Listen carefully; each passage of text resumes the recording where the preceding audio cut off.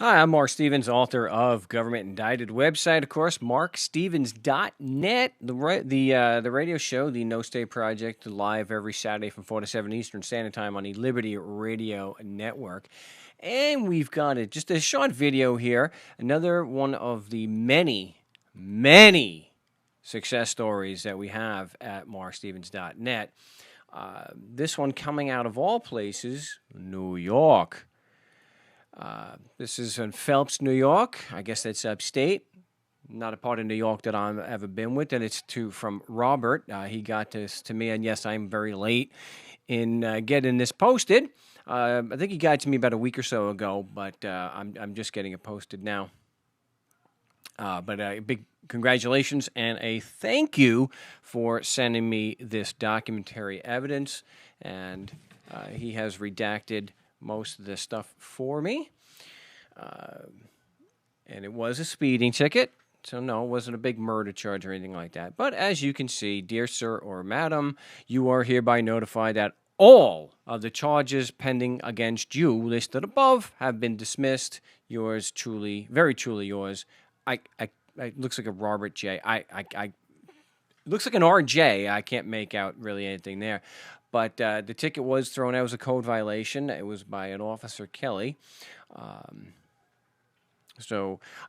Again, he filed the motion. We don't really think that going 93 into 65 is all that advisable, but it is just a statute or code violation that was thrown out, and he did file the motion to dismiss, which is based on a lack of evidence proving jurisdiction, that territorial and personam and subject matter, that the claim that just because he's physically in New York, that their constitution and laws, basically their rules, apply to him, just because he's physically in New York, doesn't have a shred of evidence to support it.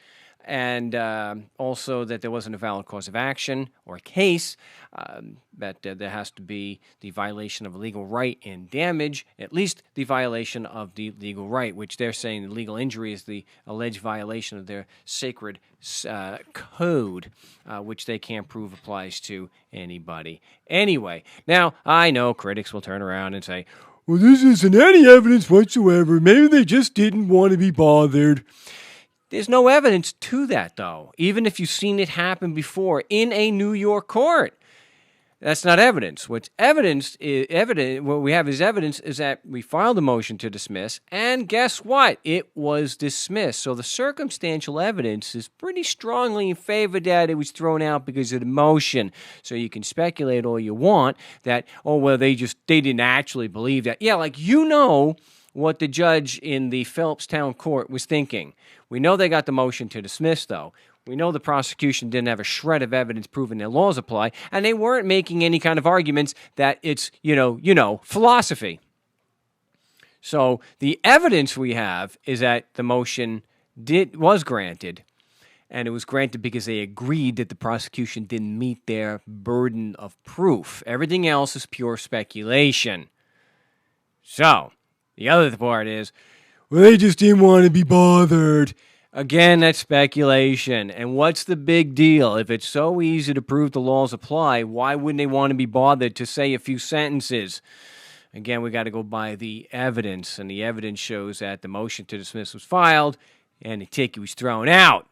So if you disagree and you think that the laws do apply to Robert just because he's physically in New York, you're more than welcome to call a live broadcast of the No State Project, of course. I'm happy to set you up as a guest. But big congratulations to Robert for sending this to me and allowing me to post this documentary proof. If you disagree, if you think that there is evidence proving the laws apply to Robert or me or you or anyone else just because we're physically in New York or Arizona, wherever, please give us a call during a live broadcast, or I will set you up as a guest on the No State Project. Till then, my name is Marc Stevens. The website is markstevens.net.